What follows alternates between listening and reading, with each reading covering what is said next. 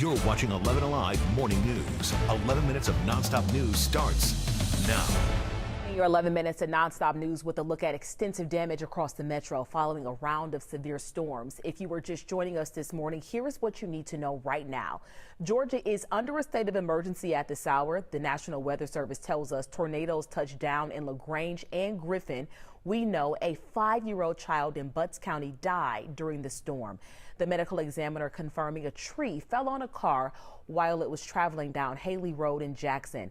And the Red Cross is on the ground providing emergency assistance. The organization has opened shelters in Griffin and LaGrange, both of the areas hit by those now confirmed tornadoes.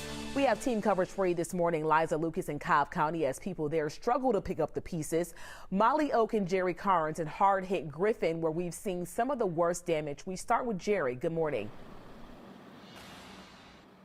Good morning. When the sun comes up in just the next hour, local authorities, along with the National Weather Service, will be out to assess the damage. You can see some of it in the video that we shot overnight. Extensive damage to homes and businesses throughout Griffin. Some of them ripped apart by the wind. Trees are down on some homes. The Hobby Lobby that's back behind me right here, the roof was ripped off of it. 18 people were transported to local hospitals with injuries. We spoke to one man who escaped serious injury, even though he was inside of his vehicle when the winds flipped it over. Here's what he had to say.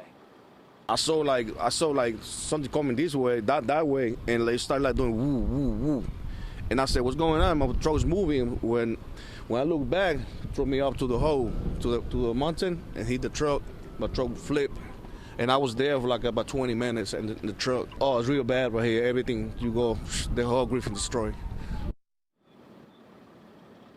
Area roadways are covered with debris that includes power lines, so school is out for the day. The Red Cross has opened a couple of shelters for people who have been displaced. Back to you. Jerry, thank you. Right now, communities in Cobb County are dealing with the aftermath of this severe weather. It ripped apart the walls to an industrial building and also some residential buildings. Liza, what can you tell us about what you were seeing there this morning?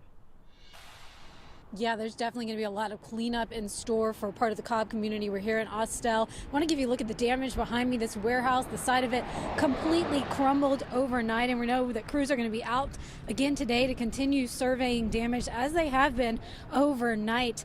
In the meantime, just up the road, we have also been talking to families who've been dealing with damaged trees toppling on homes.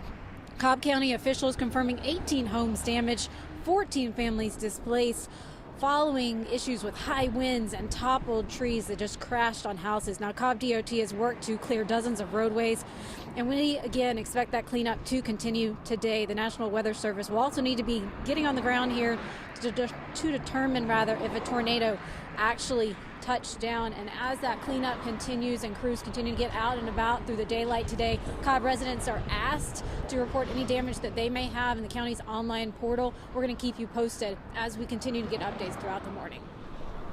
Back to our storm coverage this morning, where yesterday's storms hit in the middle of the day while people were either finishing up at work or just out running errands.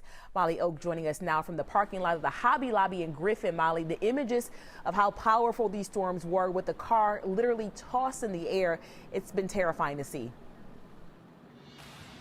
And you just heard Crash talk about the debris on the roads, especially if you're in the Griffin area near North Expressway, either this Hobby Lobby or the Walmart. That's where we saw the most debris as we were driving in early this morning. Of course, as the sun comes up in the next hour, we're going to get a better look. But we do have a good look right now at the Hobby Lobby. You can see that metal just mangled up. Also in the parking lot, glass, debris from trees. This is nothing compared to what we saw at the Walmart. Take a look at the video. That parking lot littered with cars, crunched up, propped up on top of each other. That's the Walmart again off North Expressway in Griffin. We talked with one woman who was inside that store. She says she felt the building shaking, heard the wind howling as they hid in the middle of the storm. The good news, she told us, is that everyone inside that store is okay. So we remind you all to please be careful if you have to go out and drive around this morning. Staying in Henry County, residents living in a mobile home area are being urged to stay in place. Officials issued that order for the Indian Creek mobile home community last night. As of right now, it has not been lifted. There is some heavy damage and crews are out there trying to get residents to safety. If you need shelter, Relevant Church in Locust Grove, it is available. People in LaGrange will also be in recovery mode today. A confirmed tornado did touch down. This is some video from the Lexington Park and Baldwin Park subdivision. That wind was strong. Around 20 homes were left damaged there. Power left out in some places as well. The roads impassable for some people. Celeste Delaney says she wasn't home when it all happened, and now that she's been able to see the ruins, she just can't believe it. When I finally got around, this is what I came home to. I broke down in my car.